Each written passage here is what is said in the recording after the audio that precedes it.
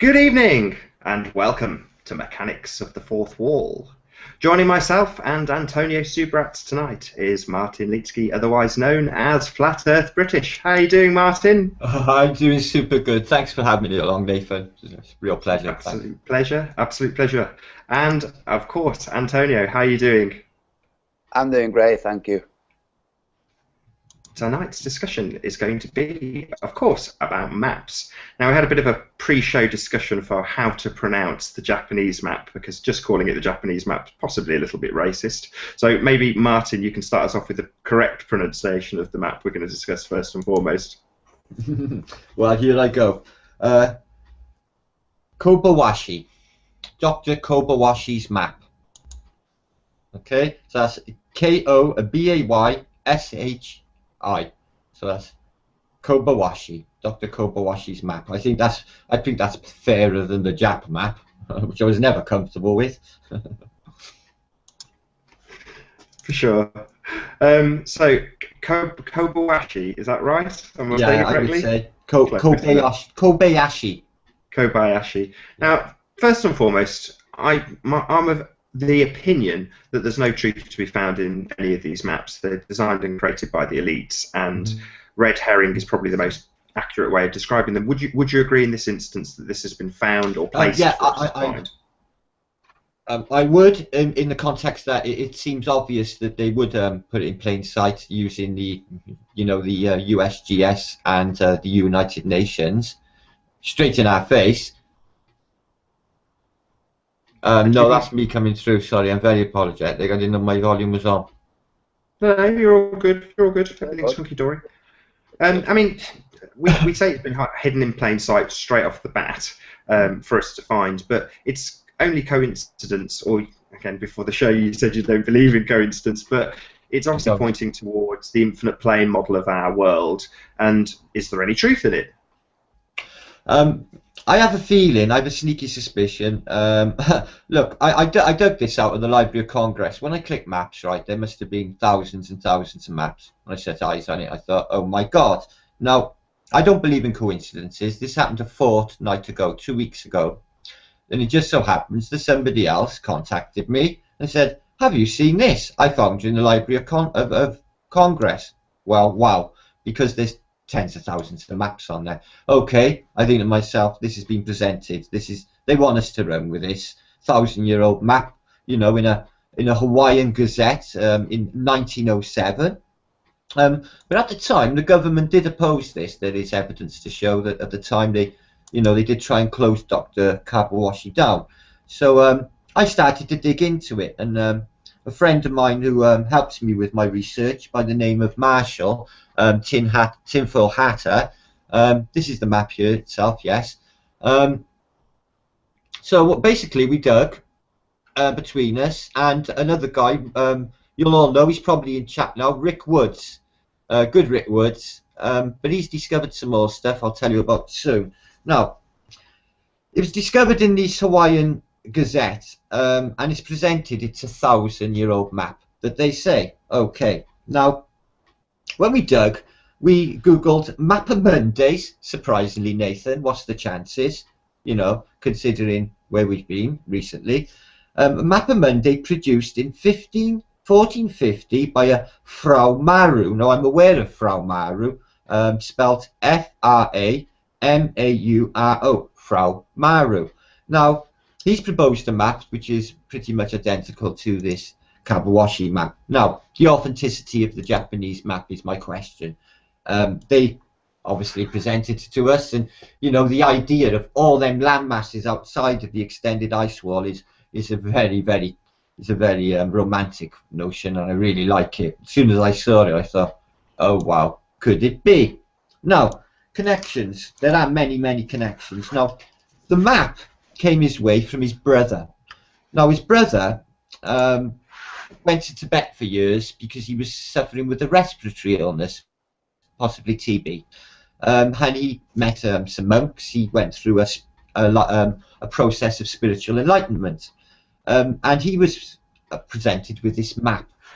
Apparently, it was from a Buddhist, and it was something that they revered, and they gave it to him as a because they trusted him. So, you know, if you think that there could be a good bit of trust, especially with Tibetan monks, okay, they're not the lying type. So he brings this back to his brother in Japan, who's got a lot of affiliations in America, I'll go into shortly. And he's a very trusted guy. He has countless newspaper articles, and he's a member of the Japanese establishment in Edwardian times. So he presents the map to his brother.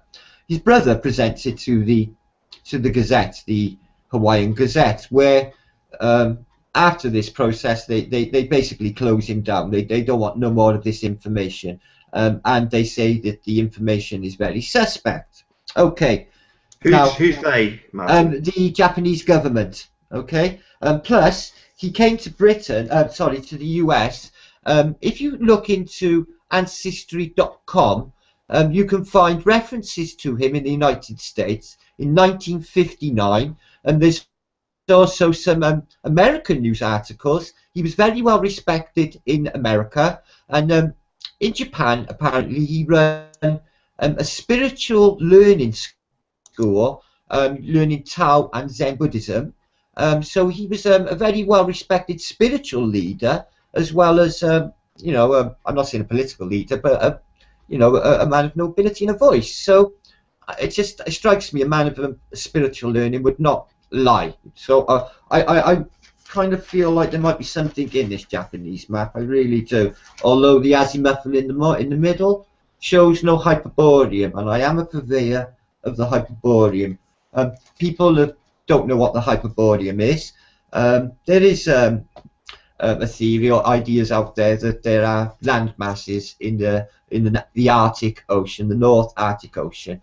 They have an Antarctic treaty in place, very similar to the Antarctica Treaty, whereas we can't really go on up there and see what's going on. And there is evidence to say that the San Joseph Islands and the Svalbard Islands, previously Spitsbergen, are parts of this existing previous continent known as the Hyperborean, which exists in many videos, hasn't he, on Hyperborean? Yeah, excellent. I love Flatwater's work. I follow. He's my favourite for following map stuff. So the connection with this Mapamundi a second. So this guy produced this Frau Moreau, sorry with pronunciation, Nathan, in 1450. Now the connection, if you Google Kabawashi, it comes up as he's a character in an episode of Star Trek. Okay, big deal. So what? Well, the episode of Star Trek is concerning, basically, Captain Kirk is explaining reprogramming of a computer simulation. And if you play this article, I have a link to it, I can pass it to people in chat. It basically explains some of our ideas, especially recently, concerning what we're thinking about what's happening on the plane or the realm or whatever it is. So this connection with Star Trek is Kabawashi is his actual name in his character name in Star Trek is Kabawashi Meru, as in Meru, Fran Meru, presenter of the Mapamundi in 1450. It's even the exact spelling. It's just too much of a coincidence. So I think to myself, hang on, let's look into Gene Roddenberry and his wife. Now, she had his ashes sprinkled in space. Well, we know there's no space as such, so that's a load of rubbish. So, Gene Roddenberry, insider, I feel, yes, he was up in the knowledge as much as Arthur C. Clarke and Stanley Kubrick, for sure. Was he sneaking ideas, snippets into? Crumb trails for us to follow for people with investigative minds? Possibly. Kabawashi Maru is a character in a Star Trek. Kabawashi presents a Japanese map that could be, for all we know, the real McCoy. And the Meru is a Mapamundi presented in 1450. So the overlappings are just, I don't believe in coincidences. So this guy is something you can look up, Ancestry.com, 1959, Dr. Meru. You may be able to find out some more than I can find out at the moment. It's time is my problem. I'm digging deep, but there's more coming out. Okay, lots So more. are you saying, Martin, that the connections between this map and it showing extra puddles are presented to us in a way that ties it to the edge being unrendered and therefore simulation theory? Is that I'm trying to cobble together what you've said. Yes, in a way, I'm suggesting by the link of Star Trek that if you could believe that that's what's happening and there is a connection, and he's leading us, Gene Roddenberry, a come trail for people who can follow it, then it would present that yes, there is some sort of simulation going on towards what's outside of the azimuthal, going out to the extended masses. So yes, there is that element, but obviously need to dig deeper. It's a giant leap of the imagination, Nathan, but Sure. we're on a flat. I mean, maybe you could ask Antonio. There may be a lot of people watching this that have absolutely no idea what we're talking about when we talk about the edge of Antarctica being unrendered. Maybe, Antonio, you could give us a bit of an explanation to what that actually means in terms of simulation theory and how it relates to this map. Well, in philosophical studies, the idea of the tree falling in the forest and nobody being there to hear it, and it making a sound and not sound. So this is a misleading argument. It's based on the idea that phenomenology is dictated by consciousness. So a sound being something that a human hears, if there's no human there to hear it, it makes no sound. It's misleading and it's very human-centric. So the unrendered, or the lack of rendered edges, is based on this, is based on human consciousness having engaged with it. So simulation theory takes this and says that the edges, as long as no human has been there to observe it, has been unrendered. This is the equivalent to saying the tree in the forest did make no sound. It's not true. Just because human consciousness has not been there to look at what's beyond the next mile does not mean that the next mile has not been rendered. There are other consciousnesses, and this goes back to Berkeley and Locke. Berkeley believed that the world was only rendered by human consciousness, and Locke said no, it's rendered, but we have a veil through which we perceive it. So the whole unrendered nature of the edges is a fallacy. It's based on an error in logic. But sorry, Nathan, if I can just say something else. Looking at the map, I have an observation to make. Okay, if anybody wants to look at the landmass area, the square mileage of Africa, you'll find it's just over 11 million square miles. The landmass of Eurasia, that's Europe and Asia, is 22 million square miles. So if you look at the map and you look at Eurasia and Africa, you have to consider Eurasia should be at twice the size that it is currently on the map, or Africa should be much smaller to, compensate. So Eurasia is literally much bigger than it's presented in any map. The azimuthal, the United Nations, any of the maps that we're being shown have Eurasia half its actual size. And you can see it right here in the map. Its actual size is twice that of Africa. So if we want to use some imagination and imagine how big that would be, it would bring Australia, as we have now, Australia would be at the 6 o'clock point, more or less. Yeah. If we extended the landmass of Eurasia and we kept the Indonesian islands all in check, so everything was in relationship with everything else, we'd find that Australia would be around 6 o'clock.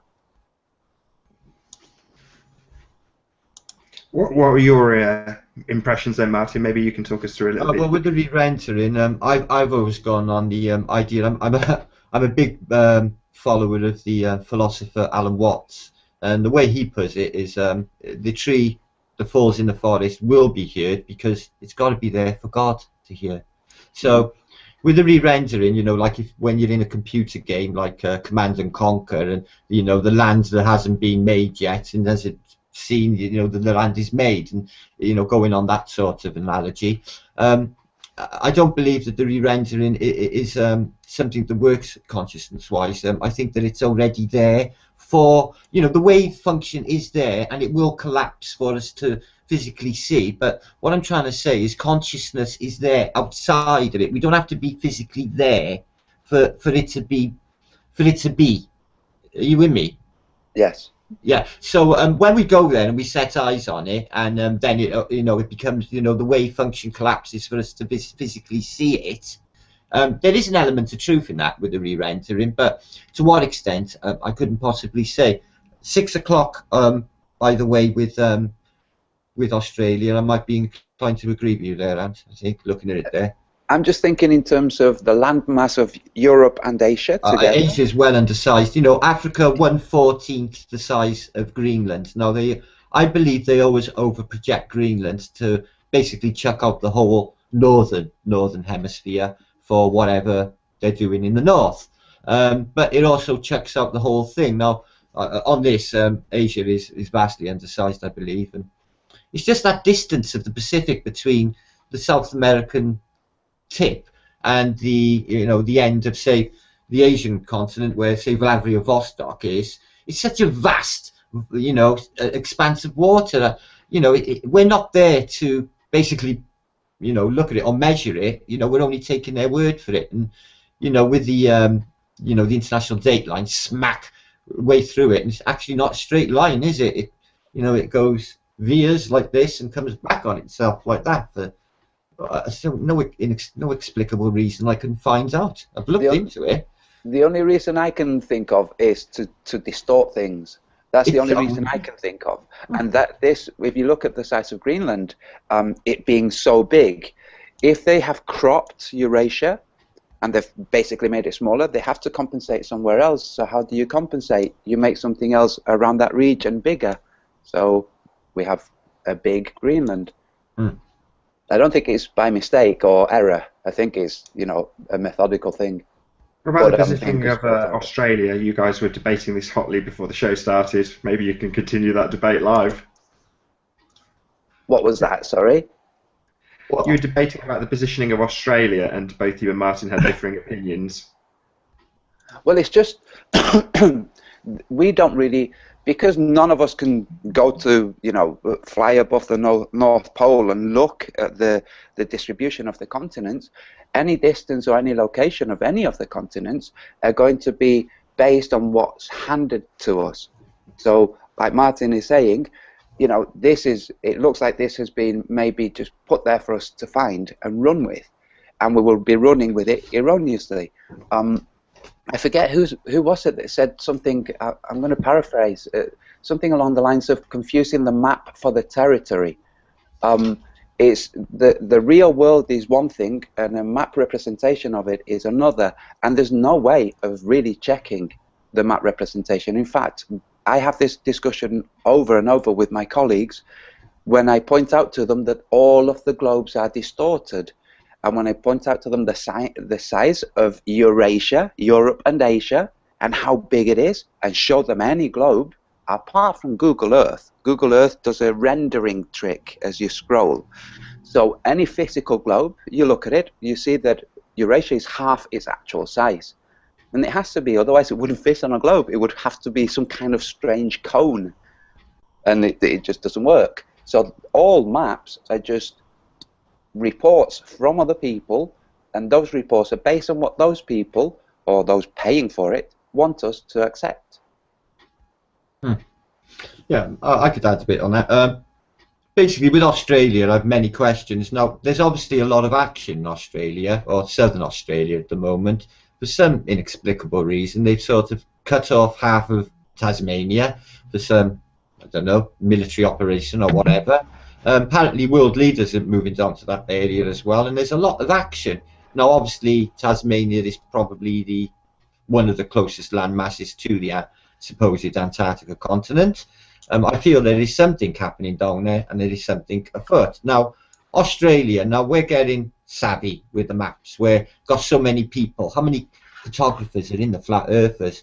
So I thought to myself, no, if they were going to present a map to the flat earthers, now, and you know, I keep getting a lot of stuff fed to me. It comes my way, you know, and I discover stuff and think, why did I discover that and nobody else has seen it? So, you know, I think to myself, was that just being put in front of me for me to, you know, bite upon and run with, which I often do.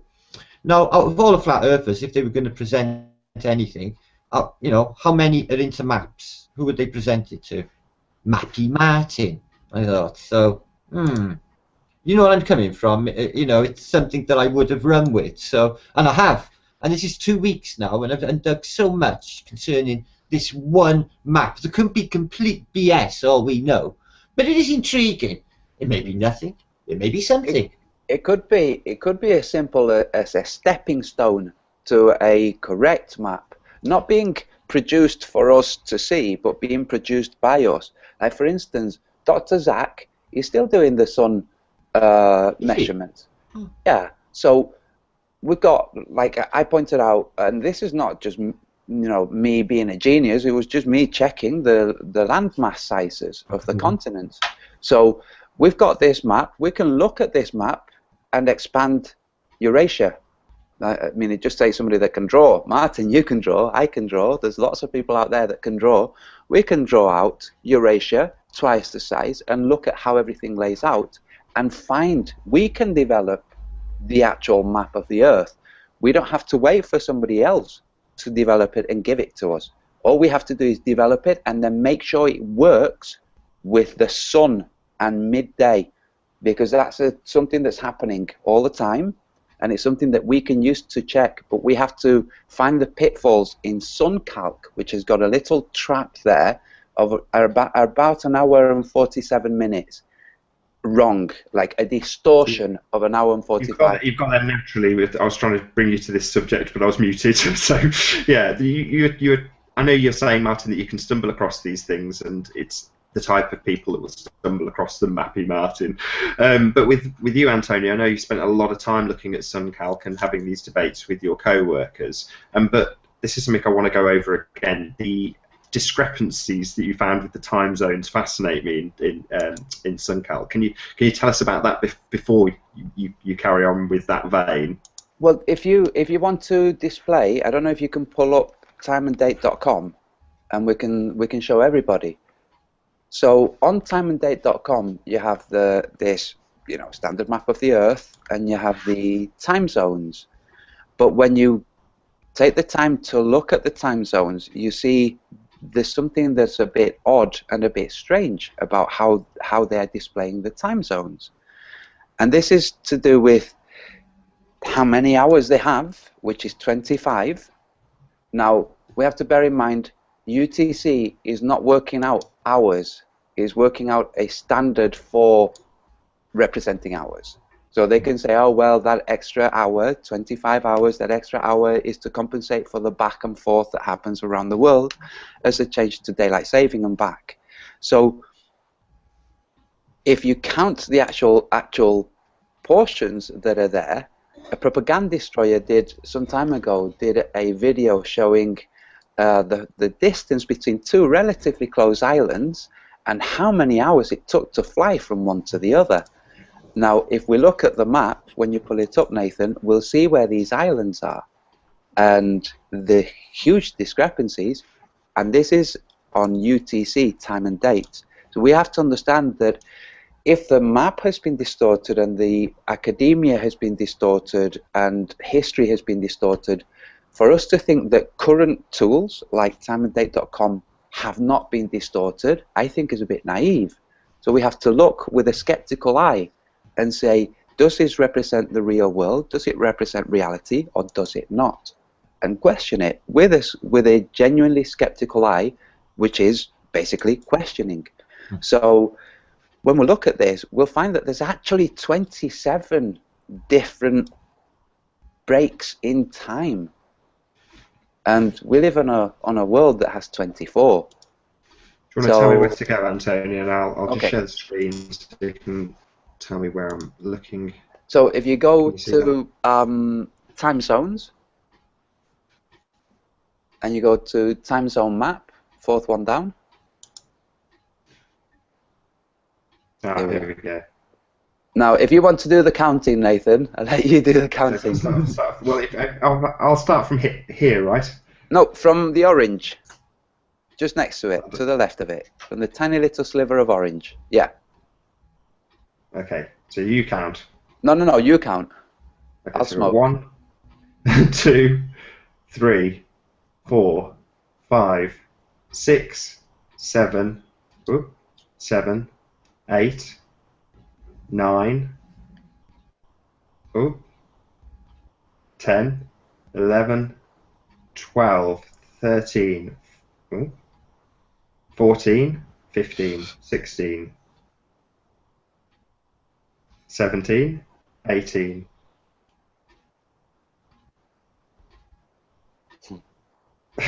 19, 20, 21, 22, 23, 24, 25, 26, 27.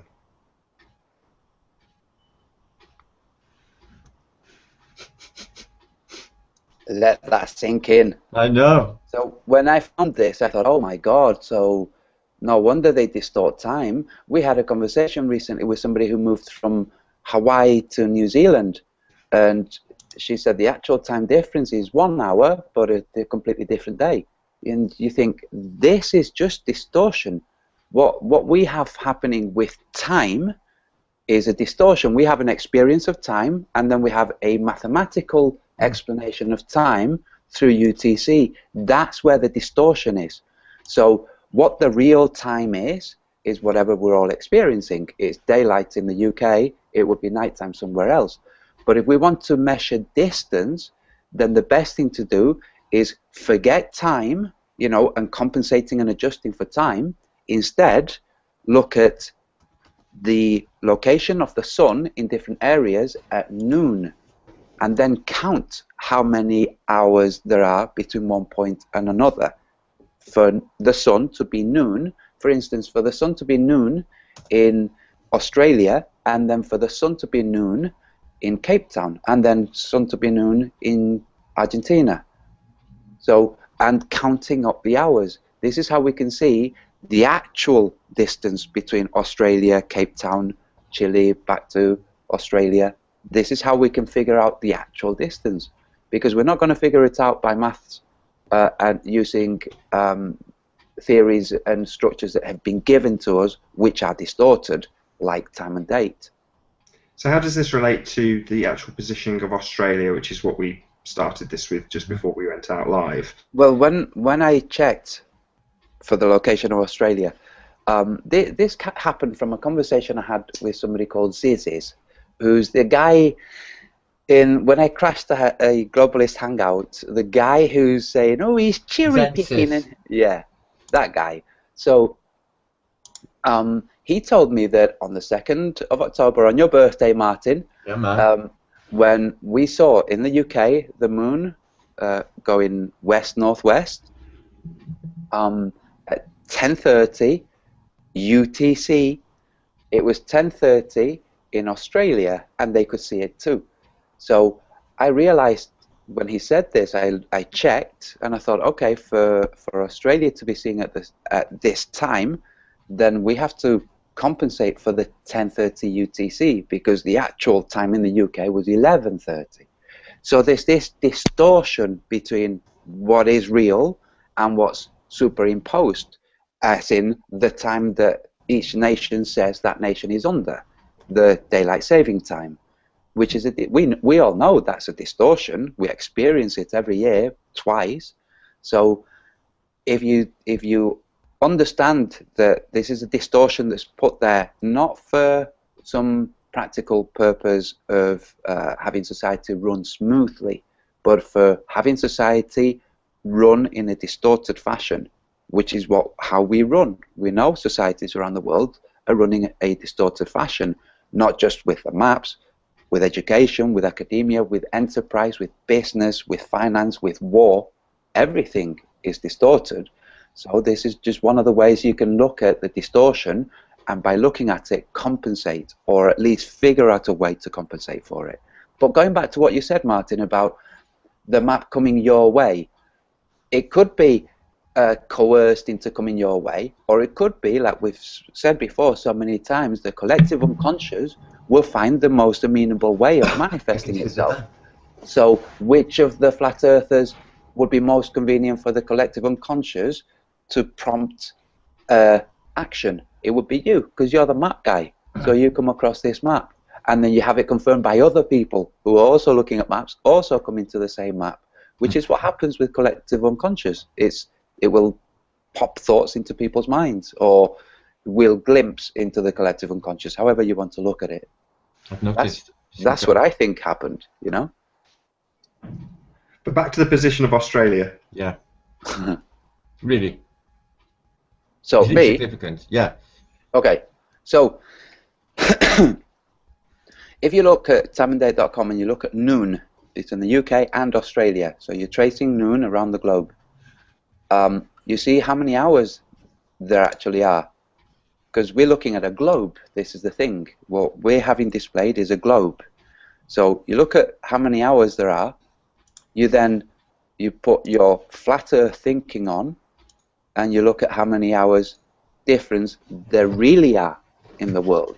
So not the globe, not the distorted version that is projected into like human consciousness, but the real world. And you see that the hours difference in terms of noon is closer to 12 hours between the UK and Sydney than 10. That's 2,000 miles difference on the circuit of the sun, if you want to look at it that way. So we have 2,000 miles truncated towards the east, then that's 2,000 miles that we have to basically adjust towards the west. So it would move Australia over nearer to South America. And we have all these punch factors, the yes, international date line, the GMT, the +1, -1. Yeah, and then if you also include the fact that the land surveyors who measure the land, that's what they do. They're not interested in flat or globe. They have no interest. They just measure distance, square mileage. When you look at that, and you look at the square mileage of Eurasia, of Europe and Asia, it's 22 million square miles. The square mileage of Africa is 11 million square miles. That literally is twice the size. So when you add this little nugget of information and you look at the map, you see the distortion. You can see where the distortion is. Now when you've done this, you plot out the map, you see this distortion, and then you check with the tools that they have, like SunCalc, you can see where they have distorted the tool, which is not distorted by accident, it's distorted on purpose. So, and then you can confirm with their own tool. But the reason that Dr. Zach is using world observations from people in real time is to circumvent the whole figuring out what the distortion is and compensating for it. Instead, just going straight to the root, to source information. Martin, you've also told me in the past about them recently, and I say recently, perhaps in the last 100 years, changing latitude and longitude lines. Yes, indeed, and a gentleman who seemed quite educated proposed to me in a comment that yes, this is just a natural progression of maps. Well, I considered, well, do they really need to announce to the public that they actually shift latitude lines? Well, obviously they don't, but I have evidence that they do, because from the 1880s, the 87th parallel south, which I think is the most furthest latitude line south, had moved out into the basically the sound Murdoch Sound in the space of 35 years. So I get to the Edwardian era around 1812, and the latitude shifted, and then shifted again by 1934, which, you know, they juggle the maps. So we could just think, oh well, this is just cartographers are learning more about the Earth, so they they just put more on the maps. No, they're even leaving the projections wrongly projected even now in 2015 atlases, because they're still showing Alaska as this ridiculous size, Greenland as this ridiculous size landmass, even in today's atlases, which I find really unusual considering you know, this is an accurate size on my globe. They got a tiny, tiny little Greenland and a absolutely humongous Africa. You know, that's realistic. A bit closer. That's taken, and this is taken from the Mare, which is this ancient projection was made on a coral projection, which is not a flat map, but it's not a globe. It's basically made on a comb, which they used to put a light inside, and they used to put projection around the wall, and this is how you'd see your map. And they used to practice this in the Middle Ages, around 1600s. This one here is from 1720s. So it's quite early. Can you get nice and close to the camera so we can see Greenland on there? Right. I don't know whether you can see that. Just a second. Let me line up the camera. So you can see Greenland as a tiny little landmass. My finger is actually on it. Is that close enough? Down a little bit, Martin. Down. Down. Down. Oh, right. I'm using the other camera. Sorry, I have two on. Right. Well, you can see Greenland is on the top there, and it's a tiny little landmass. My finger's on it. Mm-hmm. Okay. And good old Africa, a giant landmass, as it should be. Concerning the size of the Asian continent, guys. Okay. There you go. Okay. And that's accurately projected. This is actually a good little globe for projection-wise. Before you go on, Martin, can you explain to all of our lovely live listeners exactly what a projection is? Okay. Well, if I go into the origins of map making, you know, from the very beginning, a projection is basically what they will tell you in a book is it's a roughly projected idea of what they think. So nothing is actually cast iron. This is not solid. A projection is, if you imagine in this day and age, if you have a projection like Lathan projects YouTube on his screen, so it's a projection. So they're literally projecting the surface of the map. It's not actually the actual thing. It's a projection of the actual thing, what they tell you. So it's a bit complicated. Okay, there's my projection. Oh, now this is the Artirius map, right? Now what they show you on the bottom here, this white area, is this anomalous area we were talking about earlier, which is undefined by consciousness. We haven't been able to set eyes on it, but it's very intriguing. Anyway, to work out the size of the Asian continent from side to side would be really easy, because from Moscow to Vladivostok, the Trans-Siberian Railway line is probably accurately measured. So if you add the size of the Trans-Siberian Railway line, that will give you the length from Moscow to Vladivostok on the east coast of Russia. So you can work out the length of the Asian continent, but landmass miles is going to be hard to nail, because the tundra is where we're always going to fall short. It's so inhospitable, and if you knew the amount of the Earth's land surface the tundra actually takes up, this northern bit around the north of Canada, Alaska, and the whole of northern Siberian Russia, it is a vast swathe of land that we never ever will go. We can't. And that's where on the map they've cropped it. Melting. Yeah. Sorry, I was just saying, and that the tundra is where they've managed to just shrink the Eurasian continent to make it fit the globe, because we don't live on a globe, so they're having to modify it. Yeah. It's a nice segue, because I was going to lead you on. I was hoping to lead you down the path of explaining how the current projections, because obviously if you take aside the things like the Mapper Monday, the projections that we have in modern days are global projections.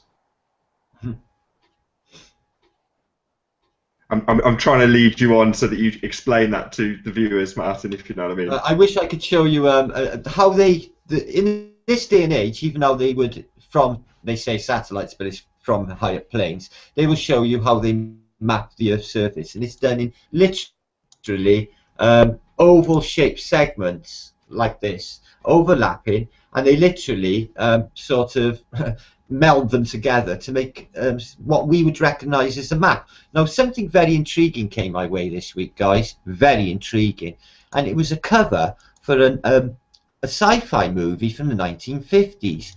Now, the intriguing part of this was, in the background, they show you the image of the globe as we see it today, okay? The funny thing is, nobody knew what the globe looked like in the 1950s. We didn't even take, apparently, the first photograph, the black and white one, until 1959. How the hell they knew what it looked? It looked exactly like what they present to us on the blue marble in the early 50s. So it just goes to show, you know, if you can look into that and think, well, how the hell did they know? It's because they're making it fucking up. Excuse my French. It's true. Now, the maps, everybody's crunching on what it could be. It takes up a lot of thought space.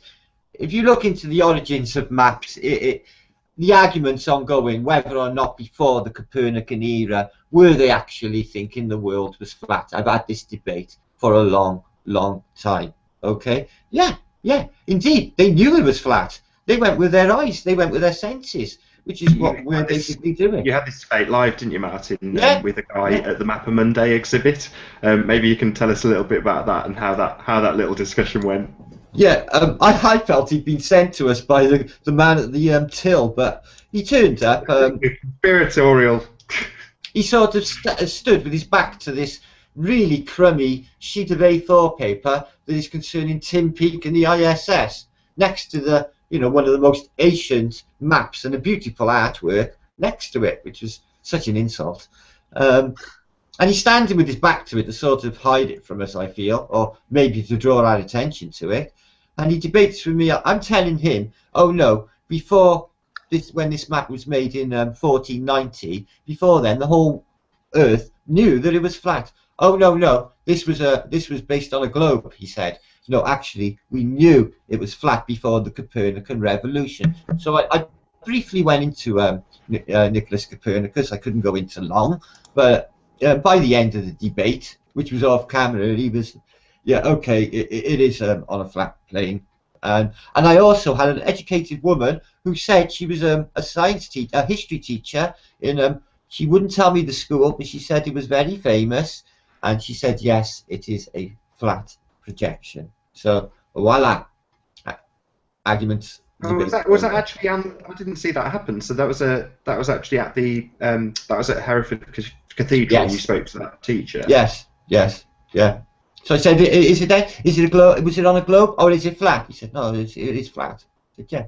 So he knew about Nikolai Copernicus. He was sent to debate me. There was people around watching, Nathan.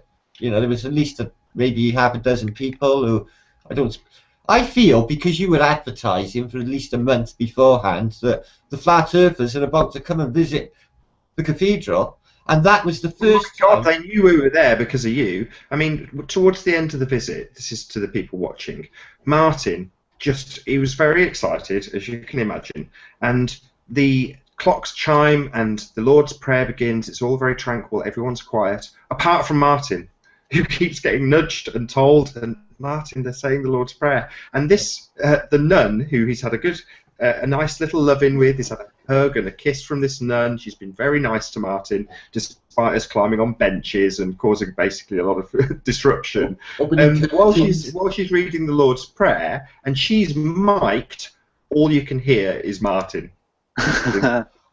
Sorry, I've done it my entire life. I can't really help myself. I don't even know what it is. It was excellent. I mean, you were just really enthusiastic, and I was excited, and it was you could taste it. Yeah, it was a cool thing to see. I mean, maybe again, we've talked about this a little bit before, but maybe you can tell us a little bit more about the Mapper Monday, as it is a genuine flat Earth projection. Yeah, sure. I'll just fetch it. It's just on the wall here.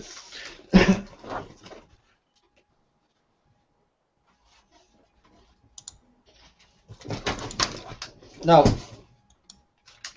obviously, one of the most intriguing things of the day that he told us, Nathan, there was the existence or the lack of existence of flat Earth maps. Correct? He told us there were none. He told us there was one in Italy that was burnt in a fire. Did he not? Did he say it was burnt? No, you had this debate, and I couldn't make out if he was saying it was burnt. You were saying it was incomplete. No, he said it was incomplete and then destroyed in a fire.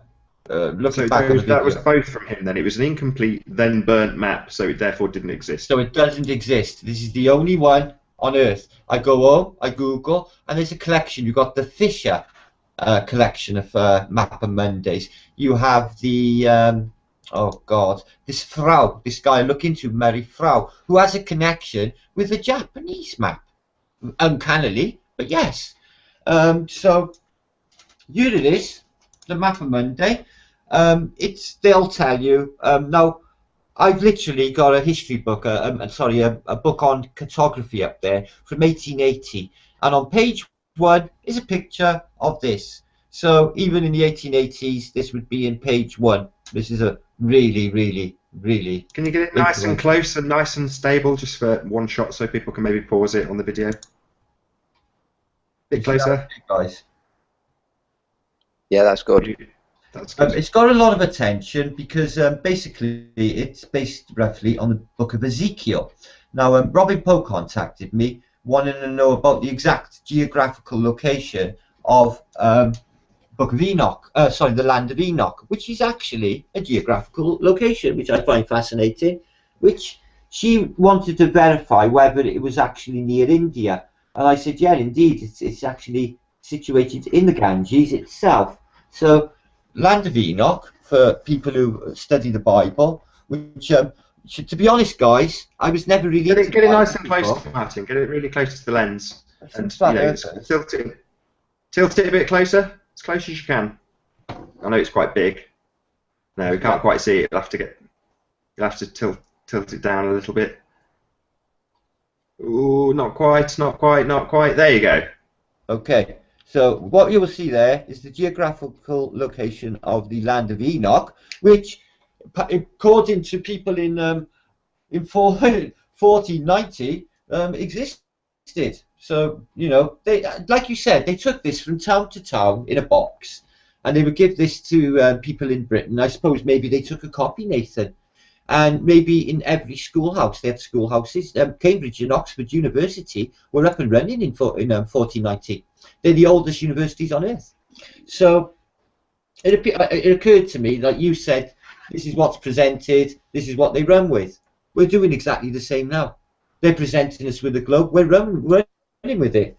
I'm convinced there's more. And the Hyperborean's on you guys. This landmass I talked about in the north earlier, there's no way of actually verifying if it's there unless we get up there ourselves, which is not really possible. But what you'll always see is 4 land masses and 4 rivers. Now, if you look into the work of Flatwater, or I think his new name is he's got a new name, hasn't he? Flatwater, Flat Plain, is it? Anyways, Flatwater, Flat Earth. Yeah, so that's his new title. So you can get a good 3-hour documentary. Now, he'll give you all sea tales. Now, whether or not they are mythical, because sea ants, you know, they can tend to exaggerate, but there's so many different ones. You've got Tyrius went away with his father, the guy who brought up the map that was just presented to us. Also, Perry Rees, the renowned map maker, he went there, and they found beyond the geographical North Pole, or the magnetic, North Pole, they eventually came into warmer climates. They said akin to a spring day in Amsterdam. And then they went beyond there, and they came into warm water tributaries. Now, what I find fascinating, and I have verified this, icebergs are made from fresh water.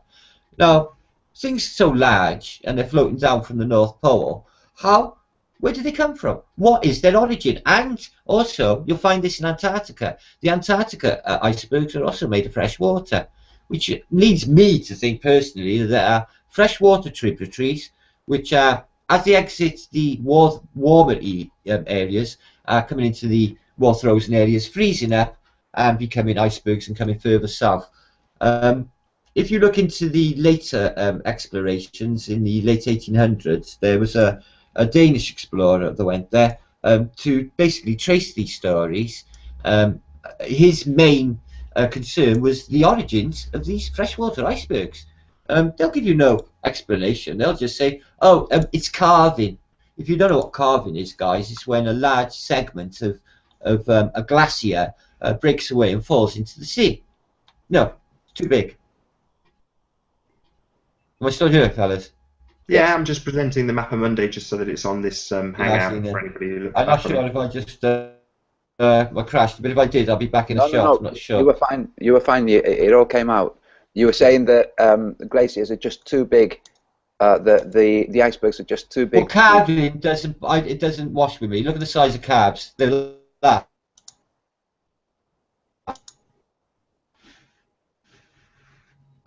Now you've crashed. Perfect timing. He suspected it, so it happened. Bob would say he manifested that crash. Yes. So I Are don't you know. still with us, Martin? If you can still hear us, Martin, if you want to just drop out and reconnect, because I think you've lost your connection there, unfortunately. But yeah, I mean, it's fascinating. There's another map that's been recently in the Flat Earth public, if you want to call it, and it's the Jester with the Mercator projection in its face. Have you seen this? Fool's Cap map. Bang on. So what were your impressions of this? I'll see if I can get a... My impressions that there's always been maverick work done by artists, and I say as an artist, but this guy was a poet and he was a creator. He was a creative person, and if you look at it and you look at it for an overall impression, if you know when you're asked to look at modern art, you know the overall impression, you see that what he's showing is that the fool has the shape of the earth in his mind, or that's the shape of the earth that he sees, instead of how it is, which is flat. So this is what I get from it. Just need to turn your camera on, Martin, but I think we've got you back. Okay. Synchronicity, guys. Again, I have a piece of paper in front of me. Can you drop him yourself so that he's forced to come back on? Am I here? Yeah, you just need to turn your camera on. Oh, I thought it was on. Sorry, guys. Martin, are you on? Yeah, I'll do it now. No, he's not. Concerning the picture you're showing me, I've just got something very interesting. Him kicking his coffee over. No, I haven't. Am I there now, guys? Yeah, you're here, Martin. We've just not got your camera, but it's okay. Well, I can see my camera. I can see. And we don't have mic. I don't have any sound. Do you have sound, Nathan? Yeah. I have sound from you. Maybe if you drop out again, Martin, and just reconnect once more. Okay, we'll do. Yeah, I've got something on this map. Apologies to anybody watching. Just teething problems, I think. Martin's connection he's got a new connection. His computer's just been wiped clean and he's put it back together. So until that point, it was very clear. And I think it will be again when he comes back on. Unless the powers that be are interrupting the transmission. No, I think Martin's got a lot of conspiratorial things. I mean, I was hoping to touch on this at one point in the show after a video log of Martin's that he did recently, and he had described a lot of anomalies, shall we call them, with YouTube. Things like being unsubscribed from channels. This happens to me. This happens to Antonio. These are just regular occurrences. Same thing as the number of views being stopped. This is an age-old thing that when I started YouTube, I think in 2007 or 2008, it was 301 views, and it was just a rolling joke that your views would freeze at this number. And now they've got a whole bunch of different numbers that your videos could potentially freeze at, and the anomaly continues. But we're not being persecuted as flat earthers. It's just a YouTube thing. You know, there's no need for massive amounts of paranoia. Says there's spyware and there's viruses if you're downloading things into your computer and mess things up. Best thing I can suggest is don't do anything dodgy online and you won't have any viruses. But obviously most people want free stuff. I'm not of that vein. I'll happily buy everything I watch, but some people don't, and generally speaking they end up with knackered PCs. No offense to Martin, he's now got two PCs, one that he uses for looking at things online and one that he uses for broadcasting. I'm hoping that particular PC is all rocking and rolling, and his camera will come on. Have you turned your camera on, Martin? Will do. I thought it was. Okay. Maybe if we continue without your camera, just so we don't faff with it for the rest of the hangout. But we've had your glorious face for at least half of the show, which is pretty good going. I know. You have to censor that. Sorry. It's Listen, all I got good. quite a bit to tell you about that. What you were just talking about, to be Nathan, honest. I'm hearing nothing from Martin. Really, I can hear him. Yeah. I don't know whether it's coming out. I'll just check the chat room. We'll Right. apologise to the audience for our slight technical difficulties. Okay, well, listen, what I'm going to do is I'm going to listen through YouTube so I can hear what Martin's saying. So I might have a lag if I contribute.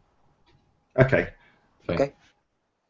Well, I'll ask the chat room if someone can reply. Can you hear all three of us? Hopefully, we'll get an answer to that question shortly. In the meantime, Martin, if you can tell us a little bit about the Fool's Cap, I'll bring it up again on a screen share. It is very intriguing, isn't it? Let's bring that up. I'll just, give you what I found out on it outside of the girl Coty. What's her name? I can't remember her name now. The nice girl. The one that had the actual video. Yeah. About it. Coty, is it? Coty? Possibly. Yeah, that's it. Yeah. Basically, I looked into it. Kobayashi. I'm trying to find the full translation on it, basically, guys. But Kobayashi. Yeah. Kobayashi. Kobayashi. Thank you. Coming through, okay, guys? Yeah, we're all good. We've just got a slight Yeah. delay on Antonio. We'll work with it. We'll soldier through, Martin. Don't you worry. Thanks. So basically, I dug into the Fool's Cap a little bit. What I'm trying to find is a good translation for what it says. But what Nicole Cote's video stated is it says fools are many, but it goes into a little bit more. Nathan, are you muted? I tell you what, why don't we all drop and rejoin? Or will that end the I session? hear everything fine though, and see everything presented fine. Sure, maybe if you drop out. Have you tried dropping out, Antonio? No, I'll drop out now and come back in. I'm good. Okay, hopefully that will restore your sound. All right, cool. Yeah, don't blame me. Oh yeah, I love this Artirius projection. Well, that's inside. It is an Artirius, but it's inside the Fool's Cap itself. And this guy who basically proposed this guy is I'll try and give you explain his name. I can't really pronounce it. Ortarus Finis is the only way I can pronounce his name. I'm not good with Latin.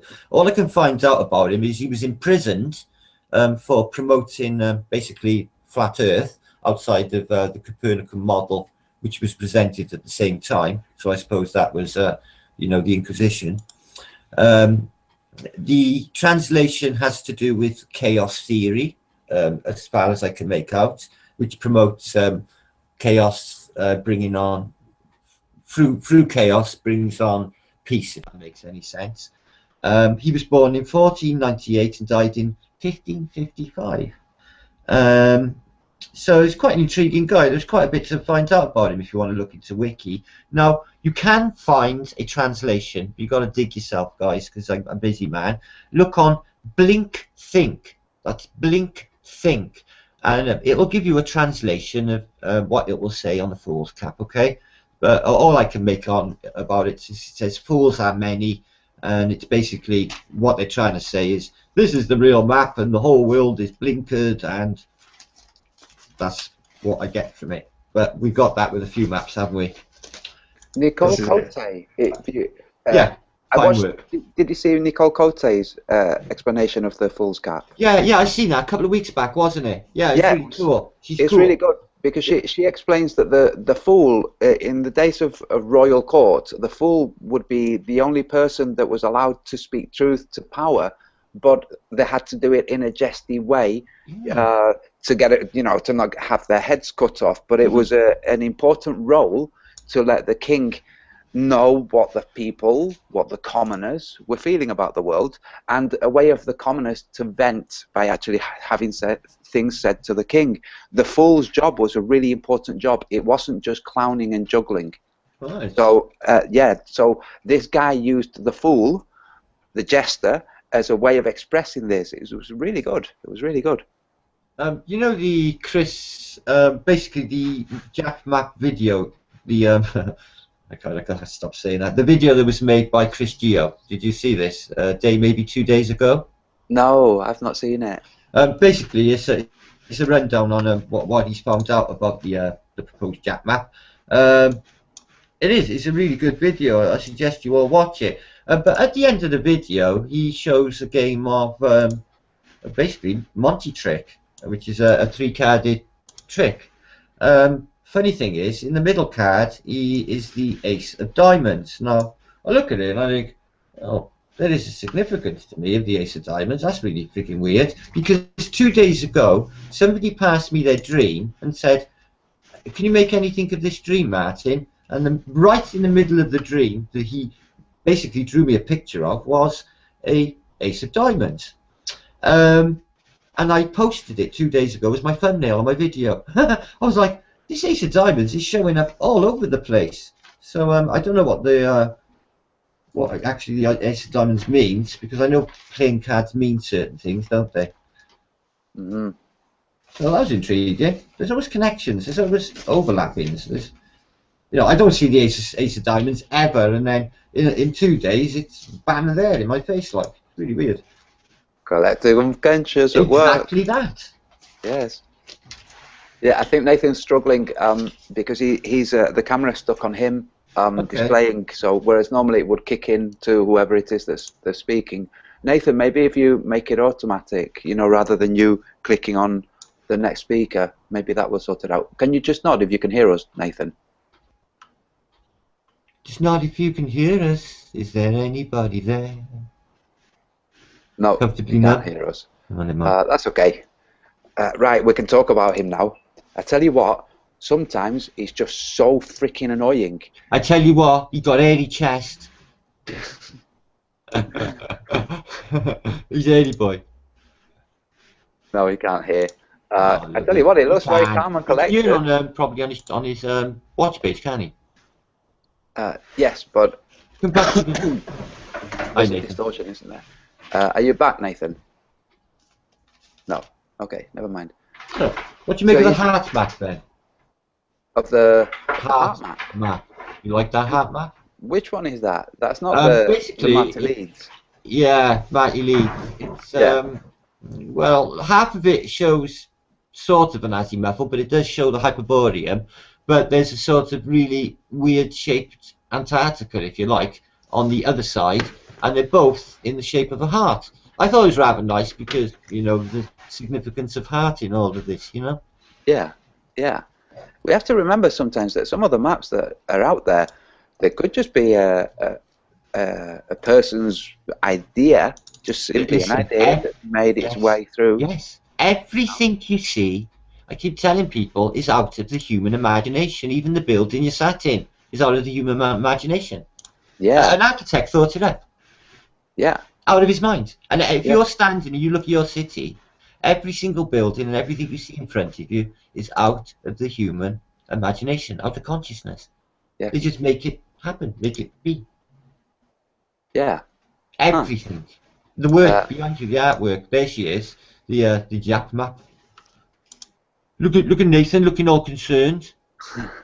All his kids. I'll send him a message. Yeah, tell him we're here and we miss him. Yes. But the show must go on. The show must go on. Sorry I keep singing, but I'm from Wales. And what you'll find is it's the land of song. We can't help singing. I'll turn anything into a song, an advert. I will.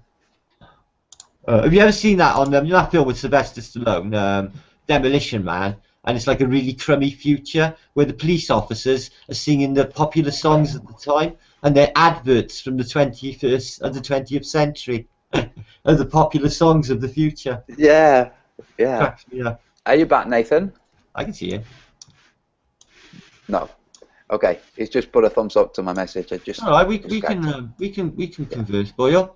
Yeah, the heart map is another one I've been looking at and trying to find info on anything really. What kind of weird videos are you watching? Like, no, you can't cram everything in. Obviously, you watch like Rupert Sheldrake, like myself. I do like a bit of Rupert. I watch Eckhart Tolle for spiritual. Oh yeah, Eckhart Tolle is a different kind of human being, isn't he? It's just so beautiful. Yeah. It's just even 2 minutes of his voice, and I just feel relaxed. I feel happy. You know, So, he takes me to that place I need to be. yeah, there's somebody else that does that at a faster pace, and that would be Abraham Hicks. Oh, I know Abraham Hicks. I've got his books. Think and Grow Rich. Yeah. Yes, Yeah. but also. Yeah, and he's actually, that's from years ago. His work's quite stylized and dated, but there's not many people outside of Greg Braden and probably Amit Goswami. I'm not sure whether you're familiar with his work. No. No, you should No. look into his work. I will do. Yeah, quantum consciousness. So basically, they're trying to overlap science with spirituality, with esotericness, which I love, by the way. Yeah. I tell you who I did really enjoy watching, Nassim Haramein. I watched everything that Nassim Haramein had out. He's into quantum physics, isn't he? He's a youngish fellow with long hair, like a hippie. Yes. Yeah, yes. He's cool. I like him. He's very cool. Yeah, his way of explaining really complex thoughts are brilliant. And when I heard that Marty Leeds had done a speaking Every time I hear that, I think you're on about me. No, so Marty Leeds, he was on a speaking tour he's acquainted with Nassim Haramein. They know each other. They've been on speaking tours together. I'm thinking, wow, I would love to be a fly on the wall in a canteen with Martin Leeds talking to Nassim Haramein. I would just love to hear what Nassim's thoughts are. Because right now what Nassim is doing is he's helping academia redress some of the imbalances in physics, so that the whole idea that nothing can come from nothing, which is the problem we have with universities not endorsing free energy devices, he's trying to basically rewrite the foundations to the physics so that they understand that there is no nothing from which somewhere could come, and that everywhere there is energy, which is what Tesla said. So I can see why, if he's dedicated to having the world of academia adjust some of their errors, then I can see why he's not also on the flat earth bandwagon, because it would be a big stumbling block for him. But a lot of these talks are from the late 90s, though, and is he still active now? Yes, but I just don't know what he's doing. I would love to. That's why I say I would love to be a fly on the wall and hear the two of them talking. Well, imagine that. Yeah. I bet they shake the paradigm then too, huh?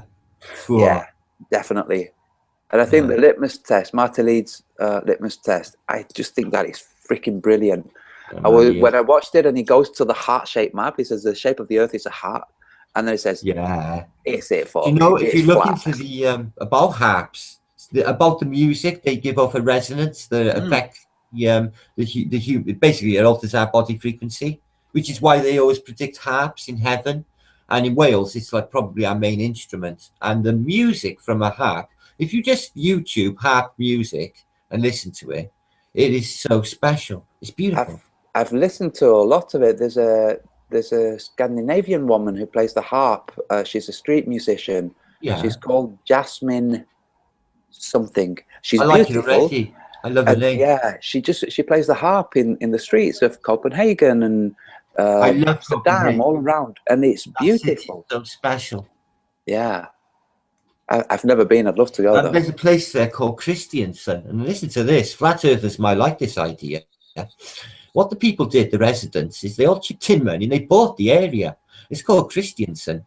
And they basically got their own little laws. They painted all the buildings with all psychedelic pictures of like Jimi Hendrix and basically 60s pop art and what have you. And they basically legalized marijuana. It's absolutely beautiful there. You have herons walking around the streets. It's beautiful. And they did it for themselves. They moved away from, basically they got their own little thing going. They bought the place. Incredible. And do people live there? Or yeah, man. The population. I met a load of them. I was in Christiansen itself. I was docked there.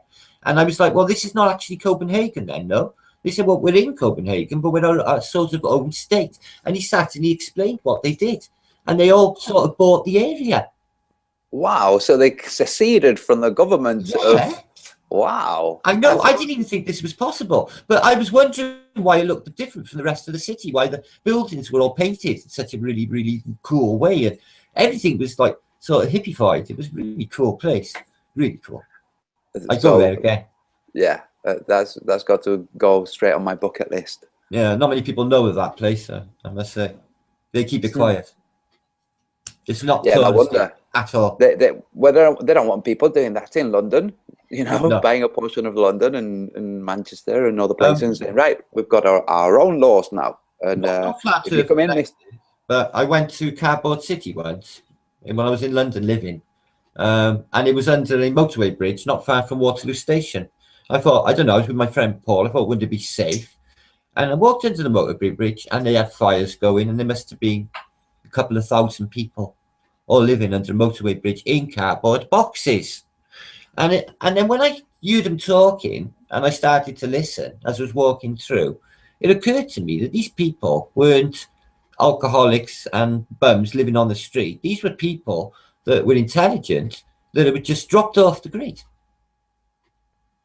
I think the number of people, I think the number of people dropping off the grid, there's unreported, I think is pretty significant. And obviously it's not going to be reported, because when people realize that you could drop off the grid and live and continue living, you don't die immediately, more people might drop off the grid, and then the system grinds to a halt. I got a book by Abby Hoffman called Steal This Book, Live Free. That's what the book's called, Steal This Book, Live Free. And it's basically snippets on how to live free. But it's ones like going past posh restaurants and, you know, when people leave a couple of this and that, just basically say, dress like you work at the restaurant and walk